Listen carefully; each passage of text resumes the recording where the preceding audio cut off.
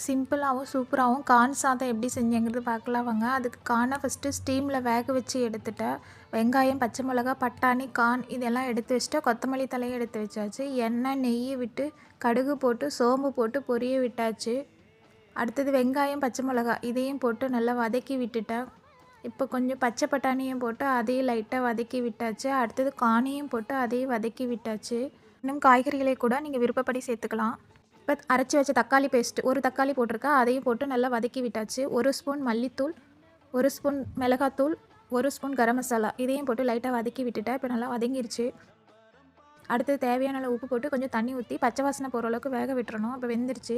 லாஸ்ட்டாக கொத்தமல்லி தழை தூவி அதுக்கப்புறம் வடித்து வச்ச சாதத்தையும் போட்டு நல்லா கிளறி விட்டுறலாம். இப்போ ரெடி ஆகிடுச்சு. இந்த சாதம் சாப்பிட்றதுக்கு ரொம்ப சூப்பராக இருக்கும். அந்த கார்னோட சேர்த்து சாப்பிடும்போது லைட் ஸ்வீட்டோட சாப்பிடும்போது நல்லாயிருக்கும். இது கூட அப்பளம், தயிர் பச்சடி வச்சு சாப்பிட்லாம்.